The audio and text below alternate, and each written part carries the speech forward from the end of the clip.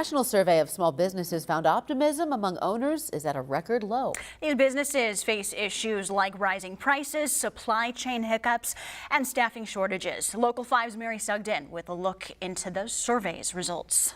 Stephanie and Samantha, the National Federation of Independent Businesses surveys small businesses across the country. Now, in its latest survey, it found owners' optimism for expecting better conditions in the next 6 months dropped by 1 point, meaning it's at a record low.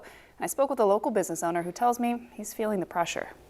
It is certainly a juggling act for sure. For Travis Troy, running a business in 2022 is about finding balance. It's because you've got employees that feel the inflation, and then you've got us that buy products and sell products that feel the inflation, but we also don't want to raise our prices any more than we absolutely have to. On top of inflation and forcing some of his vendors to raise their prices, Troy says supply chain hiccups are creating major headaches. We've actually been up against the challenge where they don't have a part and it's weeks on back order, or most recent, we've been several months.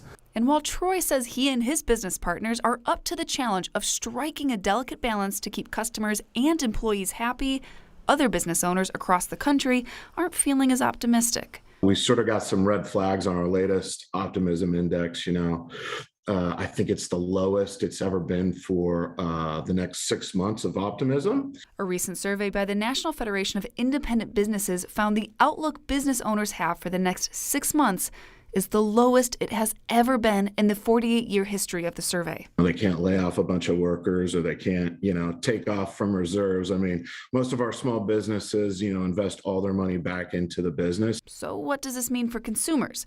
In short, higher prices so that these owners can weather the storm to keep their doors open. We're in some very sticky areas over the next several months. And Troy tells me Freon, that's the liquid that's used in air conditioning units and for repairs, is up by about 300%, and that's expected to go up. So his message to customers is to try to be empathetic with your small businesses, understand that they are in a tight bind, and don't take your frustrations with the price or delays out on workers. In the studio, Mary Sugden, Local 5 News, we are Iowa.